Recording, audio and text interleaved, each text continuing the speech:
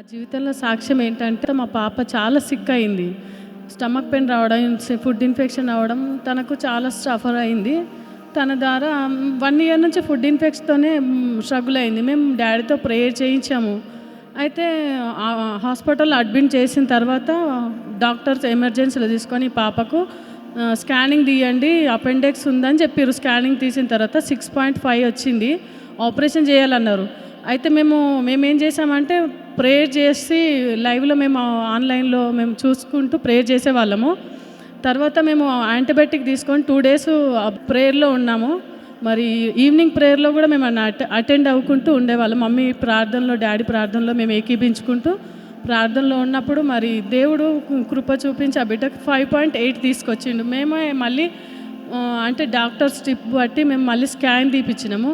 5.8 వచ్చింది. తర్వాత మళ్ళీ హాస్పిటల్ తీసుకెళ్ళాము. మళ్ళీ స్టమక్ పెయిన్, వామిటింగ్స్ ఇవన్నీ అవ్వడం వల్ల హాస్పిటల్ తీసుకెళ్తే అడ్మిట్ చేసుకున్నారు. 8 డేస్ అడ్మిటే ఉంది పాప, 9 ఇయర్స్ పాప.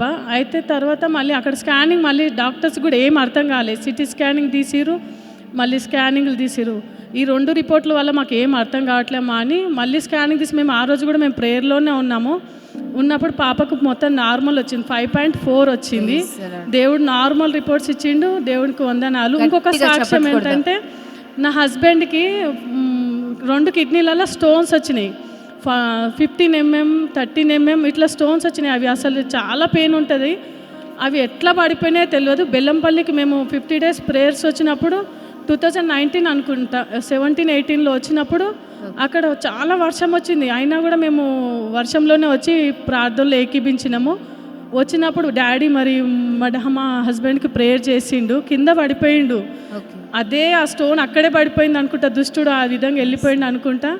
దేవుడు మరి ఇప్పటి వరకు ఆ నొప్పి ఎలా ఉంటుందో కూడా నా హస్బెండ్కి లేదా రాయి ఎట్లా పడిపోయిందో కూడా తెలియదు. దేవుడు విడుదలను ఇచ్చిండు. మేము కోల్పోయినవి కూడా దేవుడు మాకు సమకూర్చిండు.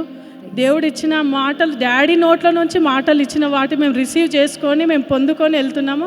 ఆ వాక్యాలను బట్టి మేము ఎత్తిపట్టి ప్రార్థిస్తున్నాము. మా జీవితాల్లో గొప్ప కార్యాలు చేస్తున్నందుకు దేవునికి వందనాలు. Calvary promise land Hyderabad Hayat Ramoji films దగ్గర మన ప్రామిస్ ల్యాండ్లో కూడా సాటర్డే ఈవినింగ్ 5 నుంచి 9 స్వస్థత సభ ఉంటుంది. ఆదివారం 3 ఆరాధన.